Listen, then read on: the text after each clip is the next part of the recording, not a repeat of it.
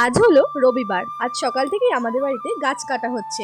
প্রায় 20-30 বছর পুরনো তিনটে কাঁঠাল গাছ আজকে কেটে ফেলা হচ্ছে, যেহেতু গাছগুলো মরে গেছে। প্রত্যেক বছর এই গাছগুলোতে প্রচুর পরিমাণে কাঁঠাল হয়, এমনকি আমরা নিজেরা বাড়ির লোকরা খেয়ে শেষ করতে পারি না। তবে হঠাৎ করে গাছগুলো মরে যাওয়ায় আমাদেরকে লোক ডেকে গাছগুলো কাটিয়ে ফেলতে হলো। দুটো গাছ মোটামুটি সরুই ছিল, কিন্তু একটা গাছ এতটা মোটা ছিল যে ওটা কাটতে কাটতে প্রায় দুপুর গড়িয়ে গেছিল। যাই হোক, ওনারা কাজ করে তাড়াতাড়ি করে চলে যাওয়ার পরে এই উঠোন জায়গাটা তো পরিষ্কার করতে হবে, তাই বাবা সমস্ত কিছু গুছিয়ে রেখে শীতের জন্য আমাদের কাঠ গুছিয়ে রাখছিল, যাতে আমরা জলও গরম করতে পারি। আর বাকি কাঠগুলো ওনারা পরে এসে নিয়ে যাবেন। আজকে আজকে ফ্যাসা মাছের চচ্চড়ি হবে, বেগুন আলু দিয়ে ধনেপাতা দেবো, তারপর পেঁয়াজ কাঁচা লঙ্কা দেবো, আর পমফ্রেট মাছের ঝাল। চলো এবার তোমাদের দেখাই আজকে আমি কি রান্না করলাম। আজকে রবিবার, তাই আজকে দুপুরের জন্য রান্না করেছি পমফ্রেট মাছের তেল ঝাল। ওকে, বাই বাই।